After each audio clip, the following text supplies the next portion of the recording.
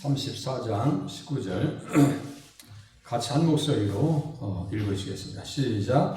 왕이 율법의 말씀을 듣자 곧 자기 옷을 찢더라. 아멘. 옷을 찢었다는 것은 삶의 변화를 얘기하는 거예요. 옷은 행동입니다. 옷은 행동이에요. 그러니까 요시야 왕의 회개하는 행동이 옷을 찢는 모습으로 나타난다. 옛사람의 옷을 새 사람의 옷으로 갈아입는 행위와 같다. 영적으로 그럽니다. 요시야 왕은 정교개혁을 통해서 성전을 수리하는 중에 율법책을 발견하고 그 말씀을 듣고 삶의 주인 되신 예수님 앞에 회개합니다. 그러니까 회개는 하나님 앞에 맞추는 거예요. 회개는 마음보를 바꾸는 겁니다. 회개는 마음, 영을 바꾸는 거예요. 내 정신으로 살았다면 이제 누구의 정신으로요? 예수님의 정신으로 살겠다는 거예요.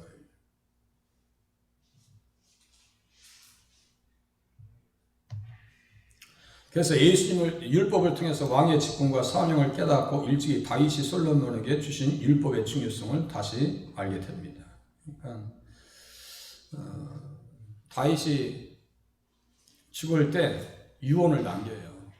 율법과 계명과 율례를 지켜라. 그러면 왕 위에 오를 사람이 끊어지지 아니할 것이다. 그 왕 위에 오를 사람을 누굴 염두에 두고 얘기할까요?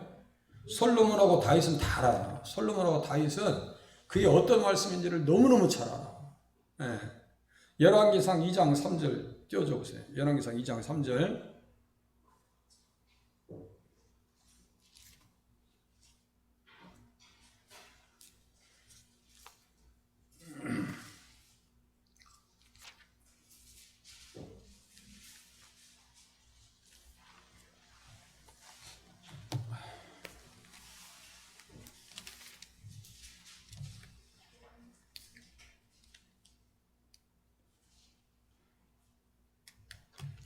자, 열왕기상 죽을 날이 임박하죠. 그러니까 2절 보세요. 내가 이제 세상 모든 사람이 가는 길로 가게 되었느니 너는 힘써 대장부가 되라. 다윗도 이제 종말이 있어요. 우리들도 개인적인 종말이 있고 역사적인 종말이 있고 민족의 종말도 있어요. 다 종말이 옵니다. 그런데 어떻게 살았느냐가 너무너무 중요한 거예요. 예수 잘 믿을 거야, 안 믿을 거야? 제가 그래서 예수 없는 사람의 마지막 죽음에 대해서 새벽에 말씀드렸죠. 어떤 효자 아들이 어머니 이제 마지막 앰뷸런스 타고 가시는 거예요. 근데 어떻게 그런 힘이 나왔는지 내가 왜 죽어야 되냐고 앰뷸런스가 막 들짝들짝합니다. 그래서 아들이 효자야. 그래도 어머니 그래도 그렇게 살고 싶어하는데 내가 첫 번째 냉동 인간으로 만들어 드려야 되겠다. 해가지고 2천만 원인가 3천만 원 들여서 냉동 인간 만들었어요. 영하 200도 300도예요. 사람이 죽었을까요? 살았을까요? 죽어있지. 무슨 그렇게 산다는 게 아니에요. 개구리들은 이 부동액이 있어요. 심장에. 그래서 개들은 얼어도 그 다음 해 봄이 되면 싹 풀어지면 살아. 개들도 잠깐 냉동에 있다가 살아나요. 개들도. 우리는 개가 아니고 개구리도 아니에요. 네? 마지막 길이 있어요. 그러면서 3절 같이 한번 읽으세요. 앞에 읽으시겠습니다. 시작. 내 하나님 여호와의 명령을 지켜 그 길로 행하여 그 법률과 계명과 율례를 증거를 모세 율법에 기록된 대로 지키라. 그리하면 내가 무엇을 하든지 어디로 가든지 형통할지라. 4절. 여호와께서 내 일에 대하여 말씀하시기를 만일 내 자손들이 그들의 길을 삼가 마음을 다하고 성품을 다하고 진심이 내 앞에서 행하면 이스라엘 왕위에 오를 사람이 네게서 끊어지지 아니하리라 하신 말씀을 확실히 이루게 하시리라. 이스라엘 왕위에 오를 사람이 누구예요? 예수님이에요. 다 예수님 얘기지 딴 얘기가 아니에요. 응? 딴 얘기가 없어요. 다 예수님 얘기지. 이건 하나님께서 솔로몬에게 하신 말씀과 똑같아요. 열왕기하 9장쯤에 나와요. 똑같다고요. 열왕기상 9장이네요. 똑같이 나와요. 그러니까 다른 얘기를 할 수 없어요. 나의 법도를 다른 신을 섬기고 경비함 이렇게 하면서 아니 다시 보세요. 열왕기상 9장 4절 5절. 열왕기상 9장 4절 5절 또 띄워줘 보세요. 그러니까 제가 이런 말씀 보면서 예수님 얘기 안 나올 수가 있냐고 보세요. 열왕기상 9장 4절 5절. 저도 줄을 안 쳐놨어요. 자, 9장 4절 5절 다 같이 읽겠습니다. 시작. 내가 만일 내 아버지 다윗이 행함같이 마음을 온전히 하고 바르게 하여 내 앞에서 행하며 내가 내게 명령한 대로 온갖 일에 순종하며 내 법도와 율례를 지키면 내가 내 아버지 다윗에게 말하기를 이스라엘 왕위에 오를 사람이 내게서 끊어지지 아니라 한 대로 이스라엘의 왕위를 영원히 견고하게 하리라. 이스라엘 왕위에 오를 사람, 여기 딱 단수로 써있죠? 이스라엘 왕위에 오를 사람, 이게 누구요? 예수님이라고, 아주 예수님이라고 써놓으세요, 이렇게. 어? 그렇게 열왕기상 2장 4절 써보세요. 2장 4절. 다 예수님 얘기지 딴 얘기 아니야. 그러면 이 주변의 이야기들을 이 말씀을 가장 높이 올려놓고 우리 저기 가로등으로 보면 가장 높이 놓고 위에 주변을 살피는 거예요. 그러면 인생들이 다 모습이 보인단 말이에요. 우리 그러면 나도 입장 정리를 할 수 있어야 돼. 아, 이 사람처럼 나도 예수를 잘 믿어야 돼. 요시아처럼 나도 예수 잘 믿어야 돼. 이렇게 나오는 거예요. 그래서 여호수아와 갈렙이 우리에게 말하는 게 뭔지 우리가 들을 수 있단 말이에요. 이제 넘기세요. 그래서 중간에 보니까 예수님을 왕으로 모시는 자는 율법을 지켜야 한다라고는 표현이 맞아요? 틀려요? 율법 지켜야죠. 성전에서 발견한 율법과 동시대에 사역했던 스바냐 선지자의 책망을 듣고 겸손해져서 하나님의 임박한 진노에서 벗어나고자 회개한다. 동시대 선지자는 누가 있다고 했어요? 요시대 시대에, 요시아 시대에, 동시대 선지자는 누가 있다고 했어요? 새벽에 계속 말씀드렸어. 예레미야 나왔네. 그리고 스바냐는 요시아 왕의 족합벌 되는 사람. 스바냐서 1장 보면 하나님의 진노와 멸망에 대한 예언이 나온단 말이에요. 그러니까 그것에서 살 수 있는 길은 누구에게 맞춰야 돼요? 예수님에게 맞추면 된단 말이에요. 그러니까 회개하고 옷을 찢는 거예요. 모르겠어요. 일부러 옷 찢으려고 싼 옷을 입었는지 몰라도 싼 옷을 입었겠어요? 제가 볼 때는 최고 좋은 옷인데 그것도 다 찢어버려서 했겠지. 백성들 앞에서 무슨 쇼하려고 다 떨어진 옷을 입고 있다가 갑자기 찢어지진 않았을 거 아니냔 말이에요. 그래서 겸손해져서 하나님의 임박한 진노에서 벗어나고자 회개한다. 회개는 성령의 사람 겸손한 자들이 하는 행위이고요. 나의 책망을 듣고 돌이키라. 보라, 내가 나의 영을 너에게 부어주며 내 말을 너에게 보이리라. 보세요. 책망을 듣고 돌이키면 무엇을 부어주신다고요? 나의 영을 부어주신다고. 그러니까 성령의 사람 겸손한 자들이 하는 행위가 회개입니다. 자꾸 말씀 드리면서 자기 잘못을 깨달아야 되는 거예요. 깨달아지 아니하면 안 돼요. 이거 절대로 변화되지 않습니다. 회개한 자에게 하나님께서는 평안을 주십니다. 네, 평안을 주십니다. 똑같이 평안을 말씀하셔요. 요시아 왕에게. 또 보시겠습니다. 하나님께서 이제까지 참으신 것은 이는 이 백성들이 나를 버리고 다른 신들에게 분양하며 그의 손의 모든 행위로 나의 노여움을 썼습니다. 그러므로 나의 노여움을 이곳에 쏟으며 꺼지지 아니하리라 하라 하셨느니라. 이게 이제 누가 얘기한 거예요? 여선지자 훌다가 얘기한 거 아니에요. 하나님께서 요시아 시대까지 참아주신 것은 그들에게 구원의 통로와 구속사의 사명이 있기 때문이다. 요 관계를 밝히는 것이 쉽지 않단 말이에요. 요 관계를 말하는 것이 쉽지 않단 말이에요. 저도 몰랐어요. 배워서 하는 거지. 배워서 하는 거지. 목사님도 잘 배웠죠. 그래서 보니까 한 별이 야곱에게서 나오며 한 귀가 이스라엘에게서 일어난다. 자 보세요. 한 별이 야곱에게서 한 귀가 이스라엘에게서 일어난다. 한 별과 한 귀는 누구를 얘기할까요? 예수 이제 느껴지시죠? 그러니까 구구절절 그러니까 민수기 성경에서도 이 말씀을 가장 높이 놓아야 되는 거야. 장대 노뱀 사건도 가장 높이 놓고 봐야 그 주변을 이해할 수 있는 거죠. 우리가 전망촌대 왜 올라가요? 여기 대부도에도 전망대가 있죠. 전망대 있고 저기 뭡니까 영종공항에 전망대도 있어요. 전망대도 거기 가면요 영정공항 전망대에 딱 올라가면요, 저기 비행기들이 막 떴다 올라가고 막 이렇게 주차하는 것도 다 보여요. 참. 거기에 직원은 좋겠어. 그냥 하루 종일 앉아가지고 뭐 사람들 오지도 않는 거 뭐. 제가 그런 자리에 앉아서 하루 종일 성경책만 보겠네. 응? 뭐라고 했지. 그런데 어쨌든 내가 가만히 보니까 그 자매인 것 같아. 거기서 그냥 근무하는데 할 일이 없어. 내가 보니까. 네. 그런 직장들에 있으면 나쁘지 않을 것 같아요. 전망대. 그리고 여기 대부도 전망대 우리 권사님들 한번 올라가 보셨거든요. 그때 세상에 다 보여. 네? 자, 성경에서 이런 말씀들을 전망대처럼 쭉 올려야 돼요. 어떤 말씀이요? 한 별, 한 큐. 아시겠죠? 그래서 슈퍼스타 지저스 크라이스트라고 하는 내용이 나는 거예요. 슈퍼스타. 가장 위대한 예수님이라는 얘기예요. 슈퍼스타 중에 스타라는 얘기죠. 한 큐. 통치자의 지팡이 말하는 거예요. 이 말씀을 가장 높여놓고 보니까 아니 발람이 아무리 저주하려고 해도 축복만 나온단 말이야. 아무리 저주하려고 해도. 그러니까 예수님 얘기 실컷 하다가 지금 나중에 버림받아. 그게 뭐예요? 바보지.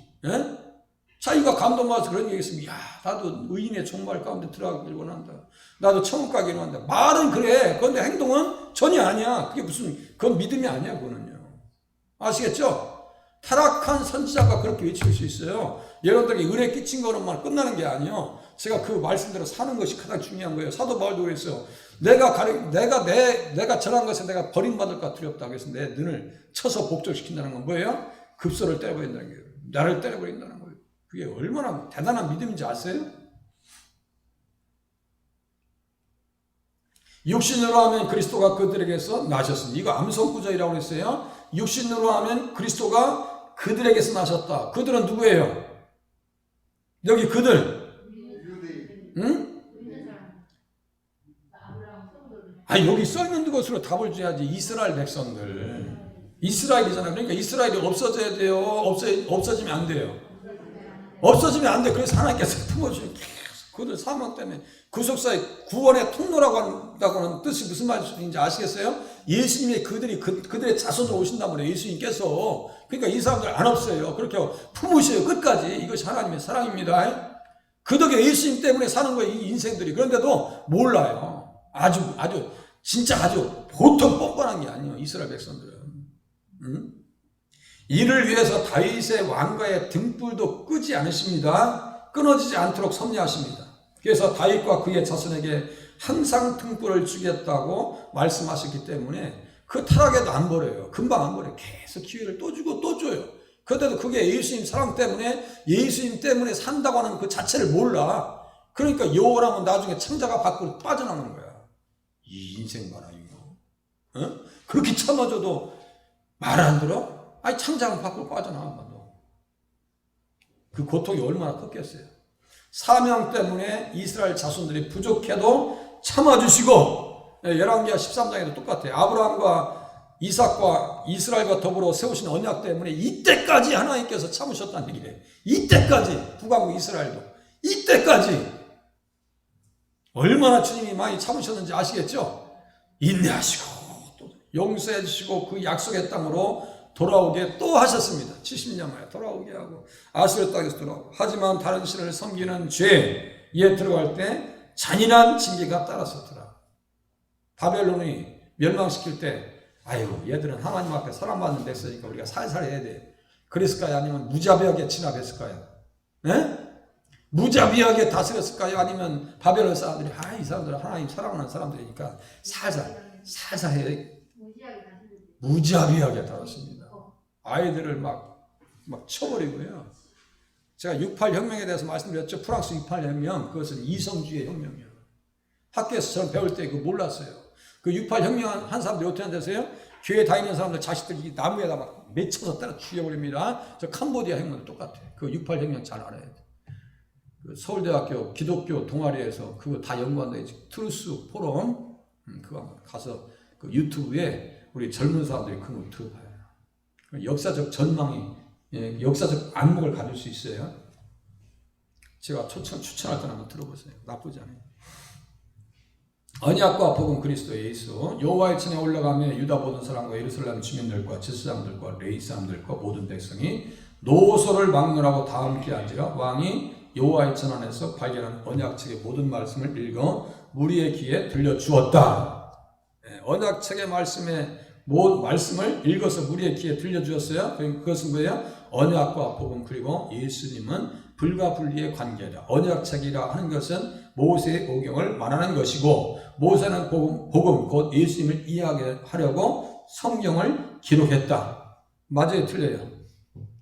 모세는 예수님을 이야기하려고 모세 오경을 기록했다. 맞아요? 틀려요? 어디에 써 있어요? 이제 그것까지 얘기하면 진짜 박수 쳐드려야지. 어디에 그 말씀이 써 있어? 마태복음? 마태복음 웃고 넘어가겠네. 요한복음 몇 장? 한참 갔어. 한참 뒤로 왔어요. 앞으로 좀 당겨보세요. 한참 앞으로 좀 당겨봐요. 이거 수도 없이 말씀드렸거든. 제가 모른다고 뭐라고 하질 않아요. 5장이 5장 맞아요. 5장. 네, 맨 끝에. 자, 보세요. 맞아요. 아마 대충 맞을 것 같아. 네. 39절. 5장 39절. 요한복음 5장 39절. 띄워보세요. 39절 아니에요. 39절. 그것도 맞고, 맨 끝에. 46절. 46절, 47절. 자, 46절, 47절. 다 같이 앞에 보시고 읽으시겠습니다. 시작. 모세를 믿었더라면 또 나를 믿었으리니 이는 그가 내게 대하여 기록하였음이라. 그러나 그의 글도 믿지 아니하거든 어찌 내 말을 믿겠느냐 하시니라. 모세를 믿었더라. 모세가 누구에 대해서 썼다고요? 그가 내게 대하여 기록하였느니라. 누가 해석하신 거예요? 지금 예수님께서 직접 모세오경은 누구에 대해 썼다고 얘기했어요? 나에 대해 썼다. 그러니까 창세기, 출애굽기, 레위기, 민수기, 신명기의 주인공은 누구예요? 모세가 아니라 예수님이에요. 이제 이해하시겠죠? 이제 조금씩 이해를 하셔야 돼요. 자꾸 이 말씀, 그렇구나. 모세는 예수님 얘기했구나. 그러니까 김 목사도 신명기 가지고 예수님 얘기했잖아요. 오늘 제가 딴 얘기했어요. 예수님 얘기했어요. 그 제가 끝나고 청소할 때 또다시 제가 됐습니다. 제가 김동철이가 어떻게 설교했나. 나는 혹시 내가 은혜 받을 게 없나. 또 들어봐요. 다 들어봅니다.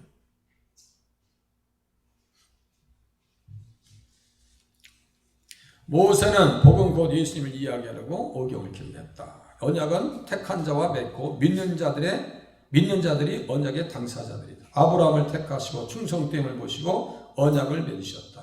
잘 들으세요. 언약을 맺으신 것은 뭐예요? 택하신 자와 무엇을 보고요? 충성됨을 보시고. 이 충성이 뭐라고 했어요?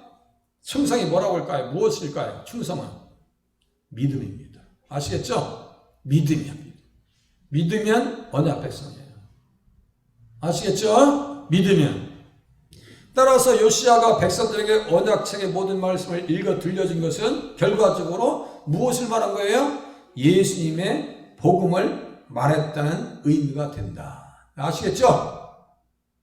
딴 얘기할 거 없어요. 모세 얼마든지 다시 강의하라 해도 난 행복하겠어요. 저는 다 지나온 거예요. 지금 역대하 35장까지 오늘 온 거예요. 지금 이렇게. 제가 요시야 왕이 너무너무 이쁘다고 해요. 그렇게 이쁠 수가 없어. 내가 연구하면 알수록 요시야 왕처럼 이쁜 사람이 없어. 어린 나이에 부모 일찍 돌아가시고, 아버지 일찍 돌아가셨잖아요. 아버지는 2년 통치하고 20대 26살이니까 죽잖아요. 그럼 요시야 왕이 8세의 왕이 됐어. 아이고, 그 어린 나이에 혼자 누구 하나 도와주는 사람 없어. 저도 아버님이 일찍 돌아가셔서 요시야가 자꾸 그냥 마음이 더 쓰여. 이쁘다. 나도 그렇게 이쁘게 신앙생활 했으면 좋겠어요. 따라서 요시야가 백성들에게 언약책 읽어준 것은 복음의 말씀을 의미한다. 예수님을 잘 모시는 방법은 34장 31절의 말씀대로 마음을 다하고 목숨을 다하여 여호와를 순종하고 그의 계명과 법도와 율례를 지키는 것입니다. 이제 이해되시죠? 절대로 율법과 예수님은 충돌하는 개념이 아니고 예수 잘 믿는 것은 율법을 지키는 것이다. 특별히 이 시대의 율법은 뭐예요? 십계명이다. 아시겠죠? 십계명. 왕위에 오를 사람. 계속 같은 얘기 한 거예요, 지금. 왕위에 오를 사람. 자손을 예수님으로 얘기하더니 왕위에 오를 사람이라는 것은 예수님은 어떤 분으로 오신다는 거예요? 왕으로 오신다는 거예요. 아시겠죠? 왕으로 오신다는 거예요. 다윗의 하나님 요시아가 예루살렘에서 여호와께 유월절을 지켜 첫째 달 14째 달에 날에 유월절 어린 양을 잡으니라. 왕이 지사람들에게 그들의 직분을 맡기고 격려하여 여호와의 전에서 직무를 수행하고. 제가 했죠? 직분을 맡기고 격려해요. 누가 위로받아야 되는 거예요 지금? 요시아 왕은 선지자들을 만나면 다 재앙 이제 멸망할 거래. 답이 없어. 왕이시여 이렇게 하나님께서 말씀하시는데 어떻게 할까요? 저 같으면 엉엉 울고 말은 내가 위로받아야 돼 지금. 내가 왕인데 내가 위로받아야 되는데 지금 요시아 왕이 가서 제사장들을 어떻게 하고 있어요? 여기 보니까 직분을 맡기고 격려했다고 써있죠? 이 하나님 앞에 위로를 경험하지 않냐면요 이렇게 할 수가 없는 거예요. 이게 제정신이 아니에요. 어린 요시아 왕의 마음속에 상처뿐이야. 아버지는 일찍 갔어. 누구 하나 도와주는 사람 없어. 선지자들에게 말씀을 들어보니까 재앙과 멸망의 말씀밖에 없어. 그럼 저는요 이 머리끝 이렇게 매가지고 노조 위원들처럼 하는 것 그렇게 머리 매고 하얀 끈을 맸겠지. 이렇게 누워있을 것 같아 나는. 어떻게 하냐 이제 죽어야 되고 멸망한다는데 어떻게 하면 쳤냐고. 모르지. 우리 권사님들 손잡고 나 권사님 나 어떻게 해야 돼요? 이렇게 했을지 모르지. 그런데 요시아 왕 그러지 않았단 말이에요. 의연해가지고 유월절 어떻게 해요? 어린 양을 잡으니라. 그건 누굴 보겠다는 거예요 지금? 예수 보겠다는 거예요. 예수 보겠다는 거예요.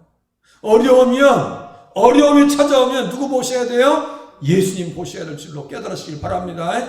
사람에게 백날 얘기해봤자 사람 위로가 할 수 있는 그런 인격이 안 된다 그랬죠? 속 아픈 얘기도 하지 마세요. 그거 들어주는 것 같죠? 그거 돌아서면 그렇게 은혜롭지 않아요. 전 사람 관계 맺을 때 그래요. 전제를 합니다. 당신이 나랑 만나가지고 내가 당신 욕하지 않고 당신이 나를 욕하지 않으면 그건 우리 인간관계 성공한 거예요. 다른 사람에게 뭘 바라겠어요? 사람에게. 제가 우리 김춘자 권사님한테 내가 송되게 다 해. 그럼 나는 시원할 수 있겠지. 그게 덕스럽지 않다고요. 괜히 짐만 갖다 주는 거야 우리 김춘자 권사님한테. 짐만 한 텀이 갖다 줘봐. 그러면 김 권사님이 얼마나 기도하기 또 힘드시겠어. 짐만 한 텀이 갖다 주는 거지. 그러지 말란 말이요. 어린 양을 잡은 것은 누구만 바라보겠다고요? 예수님만 바라보겠다고. 요시아 왕의 올곧음이 그의 신앙생활 전반에 나타납니다. 성전에서 발견한 언약책을 백성들에게 들려줌으로 복음에 근거한 법적인 개혁을 완수하여 백성들로 하나님만을 섬기게 하고 복종하여 떠나지 않게 만듭니다. 또한 예전적 개혁, 법적인 개혁에 이어서 예전적 개혁을 이루기 위해서 유월절 어린 양을 잡으라고 합니다. 자, 법적인 것은 예수님 안에서 올바로 살려고 하는 것이고 예전적인 것은 뭐예요? 보이는 그 예식을 통해서 누구를 보려고 하는 거예요? 피 흘리시는 예수 그리스도. 유월절 양으로 어린 양으로 오시는 예수 그리스도를 보겠다라고 하는 의지가 지금 이 신령 가운데 있습니다. 그간 므낫세와 아몬 왕의 악정으로 의기소침했을 제사장들을 격려합니다. 이때는 에레미야 이외의 선지자들이 외친 재앙의 말씀을 들었기에 자기의 심정도 가눌 수 없는 최악의 상황이었습니다. 이곳에 재앙을 내릴 것이라 듣는 모든 자의 귀가 떨릴 것이다. 나를 버리고 다른 신을 섬겼기 때문이다. 열왕기하 21장 12절도 똑같아. 역대하 34장 25절도 다르지 않습니다. 그래서 이것은 뭐예요? 다른 신을 섬겼기 때문에 너희들 재앙이 오고 저주가 임하는 거야. 이 말씀이에요. 그 두 귀가 울릴 거예요. 그때 뭐예요? 시편 46장을 생각했을 거 아니에요. 산이 흔들려 바닷물이 솟아나고 땅이 꺼지든지 나는 여호와로 인해서 주님을 의지해서 흔들리지 않겠다라고 하는 그 각오가 나옵니다. 그 신앙이 되셔야 돼요.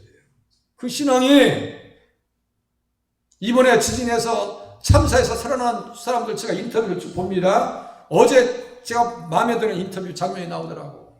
겨우 어제 살아났어요. 그러니까 거기에 자막에 주님의 은혜로 주님께 영광 돌리며 이렇게 얘기합니다요. 거기에 정확하게 그 사람 예수 믿는 사람이에요. 다른 사람은 말라는 거지. 듣기도 싫어 그러고 시컬하라고 그래 그냥. 우리는 어떻게 해서도 갈 거예요. 우리는 병으로 가든지 사고로 가든지 그건 하나님께서 정하신 방법대로 갈 겁니다. 우리 내 마음대로 되는 게 아니에요. 내 마음대로 되는 게 아니에요. 하나님께서 정하신 방법대로 갈 거예요. 순교로 갈 수도 있고요. 예. 도련사로 갈 수도 있습니다. 그건 뭐 사람이 선택할 수 있는 것이 아니에요. 하나님께서 정하신 방법대로 부르실 때 할렐루야 하면서 하나님 앞에 영광 돌리시길 바랍니다. 나는 꼭 이렇게 죽어야 됩니다. 그런 게 어디 있어? 내 마음대로 되냐고요, 그게. 산이 흔들려, 바닷물이 솟아나고, 뭐 지진 나서 무너지든, 그건 뭐 하나님의 방법이요. 그건 뭐 하나님께서 하시는 방법이요. 어쨌든 하나님 앞에 갈 겁니다. 목사님, 나는 계속 살 건데, 오늘 또 기분 나쁘게 그랬었네. 그럼 하면, 죄송합니다. 그런 생각을. 자, 17일 6월절 제물, 죄 해결의 출발점이었다. 요시아가 그 모인 모든 일을 위해서 백성들에게 자기의 소유 양떼 중에서 어린 양과 어린 염소 3만 마리와 수소 3천 마리를 내어 6월절 제물로 주었더라. 저 같으면 뭐예요? 이거 다 정리해서 현금화해가지고 도망가. 저 같으면 나 같으면 이러면 안 되지. 또 나쁜 대통령. 그래서 아프가니스탄 대통령 얘기해줬죠? 아프가니스탄 대통령이 어떻게 도망갔어요? 못 타고 도망갔어요. 비행기인데 비행기 타고 갔다고 해야지. 헬리콥터 타고 트럭에다가 이렇게 픽업 이렇게 뒤에 탑차 거기다 돈 싫다 못 싣고 그것도 그 비행기에다 싫다 못 싣고 그냥 도망가 버렸어. 어디 갔는지도 몰라. 그게 무슨 대통령이야? 응? 요시야 왕이 이렇게 지금 부자요 가난한 사람이 요시야 왕 내놓은 거 보니까 부자 같아요 가난한 사람 같아요? 뭘 또 가난한데 우리 여기 지금 아니 보세요. 내놓는 거 보니까 아니 그 어린 양 어린 염소 3만 마리야 수소 3천 마리야. 그럼 이 사람 부자야 저기 가난뱅이요? 부자인데 이거 다 내놨단 말이에요. 이거 누구 때문에? 누구를 위해서? 예수님을 위해서. 피가 필요하다고. 예수의 피가 필요하다고. 6월절 제물은 죄 해결의 출발점이 된다. 요시야 왕은 어린 나이에 왕이 되어 선지자들에게 우리의 말씀보다 재앙의 말씀을 듣고 흔들리지 않았다. 흔들리지 않았다고요. 그러한 상황에서도 사람들을 위로하고 백성들을 위해서 헌신합니다. 위로하고 헌신한다. 현실적인 불행과 죄의 결박에서 살 길은 예수님 이외에 없다는 것을 깨달아서 6월절 예식을 행합니다. 아주 성대하게. 다윗이 밧세바를 취함으로 죄의 결박에서 사로잡혔을 때 나단 선지자로부터 재앙의 말씀을 듣습니다. 재앙이 떨어집니다. 재앙을 일으켜. 이때 우슬초에 묻은 피를 의지합니다. 우슬초 묶음을 가져다가 그리스도에 담은 피에 적셔서 그래서 우슬초로 나를 정결하게 하시옵소서. 시편 51장 7절. 그러니까 우슬초에 담겨있는 우슬초에 묻혀있는 피는 어떤 피요? 여기에서 어린 양의 피요. 에? 그래서 우슬초로 여기 중간을 딱 떼버린 거야. 너무너무 잘하니까. 만약에 우리 김춘자 권사님이나 제가 권사님 자주 만나는 곳이 있다. 권사님 거기서 만나려면 어딘지 알 거 아니에요. 단둘이는. 에? 우리 맨날 만날 일도 없지만 만날 일도 없어. 그게 또 오해하지 마셨던 권사님 날 단둘이 앉아서 커피 마신 적 없어. 근데 매일 뭐 만났다 이거예요. 그러면 거기 만나요. 그러면 벌써 알 거 아니야. 그리고 우슬초로 나를 정결하게 하소서. 우슬초라고 하는 것은 그 옆에 뭐가 있어야 되니까 뭐가 있어야 되는 거예요? 어린 양의 피가 있는 거예요. 그러니까 6월절이잖아요. 6월절의 피로 나를 정결하게 해주시옵소서라고. 언제? 밧세바를 범해서 나단 선지자가 와서 책망할 때 그 시편 51장을 지금 얘기한다고. 3일 12장에서 막 혼나. 그래서 우슬초로 나를 정결하게 하시옵소서. 내 안에 정직한 힘을 새롭게 하시옵소서. 자오라는 마음을 허락해 주시고 내게서 성령 떠나지 말게 해 주시옵소서. 기도한다. 그 다윗의 신앙은 결국 누구를 의지하는 신앙이에요? 예수님을 의지하는 신앙이었더라. 이렇게 올이 하나 이렇게 풀린단 말이에요. 예수님 안에서 보면. 그리고 제가 이것을 잊어버리겠어요? 잊어버릴 일이 없어요. 예. 어디 가서 뭐 하는 거 잊어버려도 뭐 하다 잊어버렸다. 이건 잊어버릴 수가 없어. 십자가에 흘리신 예수님의 피가 죄 해결의 출발점이 된다. 아시겠죠? 죄 해결의 출발점. 피와 물이 나오고. 6월절 양의 가죽을 벗긴다는 것의 의미. 네, 이제 딱 두 커트 오늘 이거하고 이제 다. 자, 역대하 35장 11절. 그게 핸드폰에 보낸 것보다 조금 글이 몇 개가 더 많아요. 왜냐면 이 공간은 핸드폰의 공간보다 조금 몇 글자가 더 들어가요. 그러니까 유튜브에서 오면 거기에 더보기에서 이게 들어가. 이게. 생방송에 이게 들어가고 아침에 새벽 저기에도 더보기에 들어가요. 6월절 양을 잡은 이 지사장들은 그들의 손에서 피를 받아 뿌리고 레위 사람들은 잡은 짐승의 가죽을 벗겼더라. 이 가죽 벗겼어요? 예수님도 십자가 앞에서 옷을 벗김 당하셨나요? 계속 옷을 입고 가셨나요? 에? 아니 옷 조각을 다 뺏어가지고 지네들끼리 나눠가졌잖아. 그러니까 예수님 옷 벗기신 거 아니요. 다 뺏기셨어. 이 말씀이나 그 말씀이 다르지 않다고요. 가죽을 벗겼더라. 짐승의 가죽을 벗겼어요. 6월절 양의 가죽을 벗긴다는 것의 의미를 알기 위해서는 레위기를 보아야 한다. 모세가 번제물을 잡을 때 레위기 1장 6절에 그는 또 그 번제물에 가죽을 벗기고 각을 뜰 것이요 라는 표현은 6월절 양으로 희생되신 예수님께서 옷 벗김을 당하시고 옷을 제비 뽑아 나누잖아요. 에? 그렇게 하고 대신에 우리에게 의의 옷을 입혀주실 것에 대한 예표입니다. 그럼 제가 김 목사가 내 혼자 이렇게 그게 아니라고 말씀드렸죠. 제가 종길 목사님을 잘 모시고 우리 이주일 목사님을 잘 모시고 이렇게 한다고. 그러니까 창세기 3장 21절에 가죽옷을 지어 입혔다는 것은 여자의 후손으로 오시는 예수님께서 우리를 위해서 피 흘려주시고, 아시겠죠? 가죽옷은 어디에서 나와요? 저기 섬유에서 나와요? 짐승의 껍데기에서 나와요? 짐승의 가죽에서 나오죠.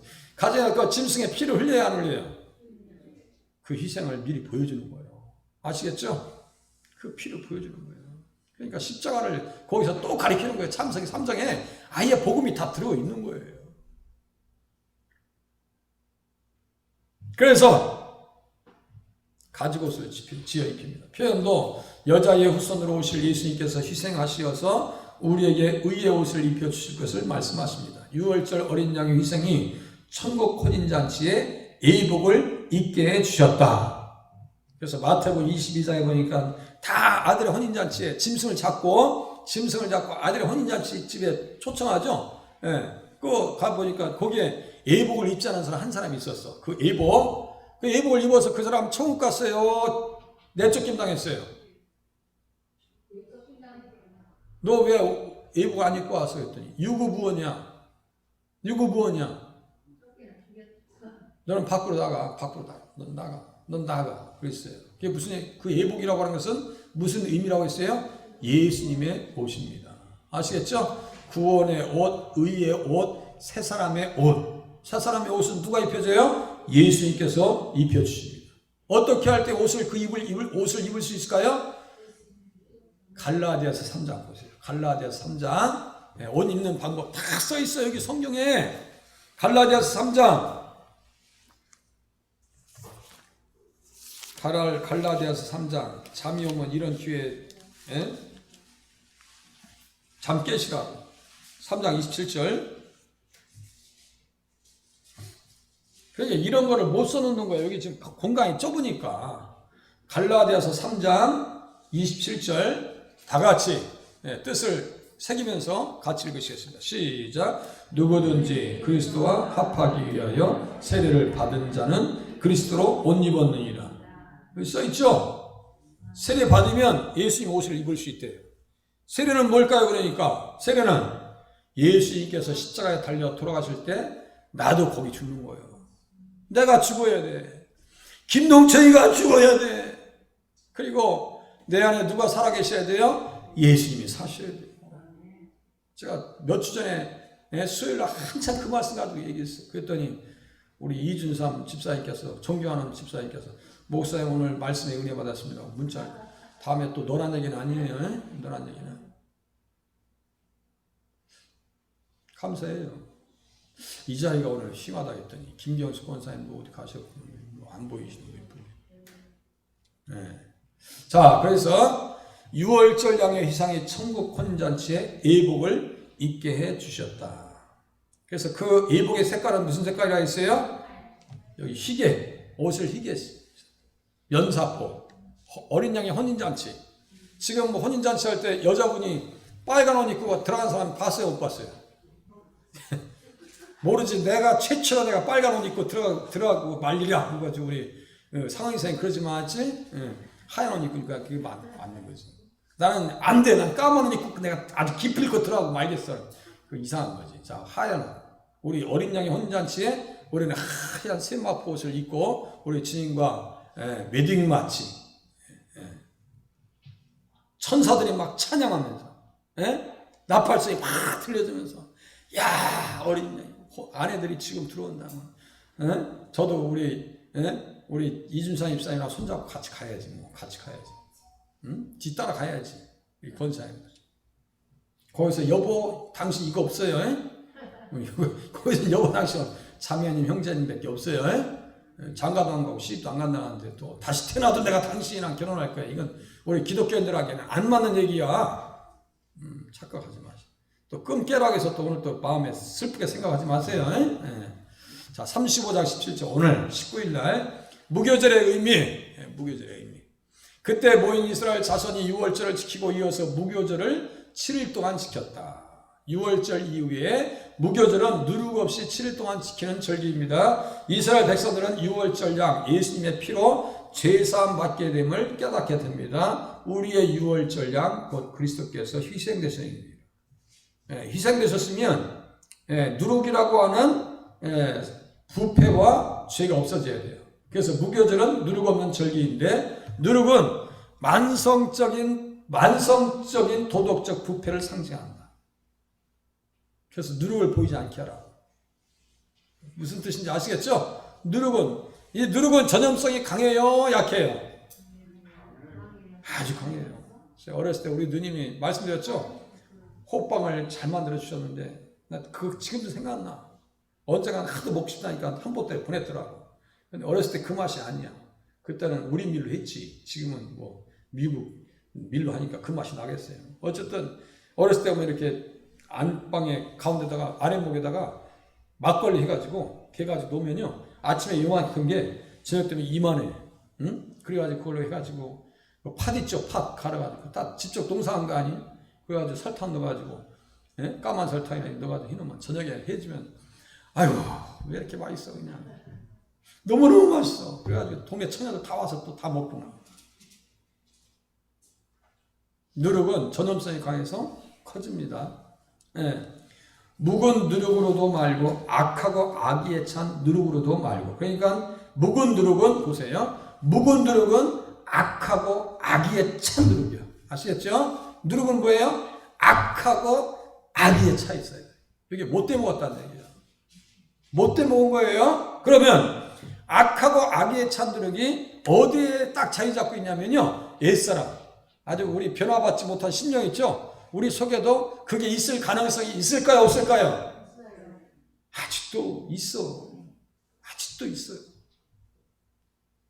사람의 마음에서 나는 것은 간음과 탐욕과 악독과 속임과 음탕과 질투와 비방이라 하면서 악독이 악의의 찬이라고 하는 헬라어 포네리아로 같은 말입니다.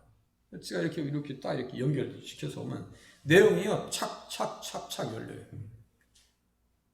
유월절 양의 죽으심으로 의롭게 되어진 백성들에게 천국의 길이 열립니다. 의롭게 되어진 백성들에게 천국 길이 열려서 오늘 아침에 잠언서 9장 끝에까지 같이 봤어요. 지혜가 짐승을 갖고 집에서 초청합니다. 그 집이 어디예요? 천국입니다. 하나님께서 아들을 위해서 잔치를 베풀어요. 짐승을 잡아요. 똑같아요. 어린 양의 희생을 통해서 아들의 혼인잔치, 천국잔치를 지금 인도하는 거예요. 똑같은 그림이야. 똑같은 거예요. 거기에 음녀들도 초청합니다. 음녀들도. 그건 음녀들이 초청한 데는 어디라고 했어요? 수월, 음부, 지옥이라고 했어요. 내가 주일날 그것도 설계했어 다. 그러니까 내가 설계한 것은 제가 설계한 것은 다 파일에 지금 다 저장되어 있어요. 제가 다 기억하고 있는데. 살찐 송아지를 잡았어요. 누가 보면 15장 그 탕자도 돌아올 때 아버지가 뭘 잡아요? 살찐 송아지를 잡습니다. 하나님께서는 누굴 잡으셨어요? 십자가에서 당신의 사랑하는 독생자 예수 그리스도를 죽음에 내놓으셨습니다. 누구를 구원하시기 위해서? 나를 구원하시고 살 길을 열어주시기 위해서. 그럼 좀 감사하지 않아요? 믿어지면? 안 믿어지면 아무 생각 없는 거고, 믿으면, 이게 믿어지면 너무 감사한 거예요. 그럼 이게 느껴지기 시작하잖아요. 가슴에 뜨거움이 불이 오는 거예요. 내가 무엇을 할까요? 무엇이든지 시켜주세요. 내가 몸이 부사지도록 주님 앞에 충성할 거예요. 이 믿음으로 거듭나지 아니하면요, 이 시대에 다 꺾여나갑니다. 다 꺾여나가요. 그래서 히브리서 9장에서도 말이죠, 피를 뿌려요. 그러면서 영원한 기업의 약속을 주게 하십니다. 이 말씀이 또 있단 말이에요. 그 앞에 또 피가 나와. 그러니까 예수님의 희생으로 말미암아 우리는 영원한 기업의 약속을 받게 되었더라. 이 기업은 뭐예요? 그러니까 기업, 천국이요, 천국. 그렇게 복잡하게 성경에 써있는 게 아니에요. 이쪽에 저쪽에서 이렇게 가끔 떨어져 있어서 그렇지, 이쪽과 저쪽의 말씀이 이렇게 당겨, 예수님 안에서. 그러면요, 의미들이 이렇게 풍성하게 나오더라 이거예요. 내일 이제 요시야 왕의 죽음 보면서 이제 끝낼 거예요. 35장. 예. 넘어가고 싶지 않은데 그냥 어쩔 수 없이 이제, 그리고 31장 이제 끝이야. 이제 역대야. 그러면 아이고, 역대야가 너무너무 재밌었어. 저는 너무너무 좋았어요. 제가 역대 상하면서 열왕기 상하도 똑같아요. 너무너무 좋았어요. 그리스도의 복음이 충만하게 드러나더라, 이런 말씀입니다. 예. 기도하겠습니다.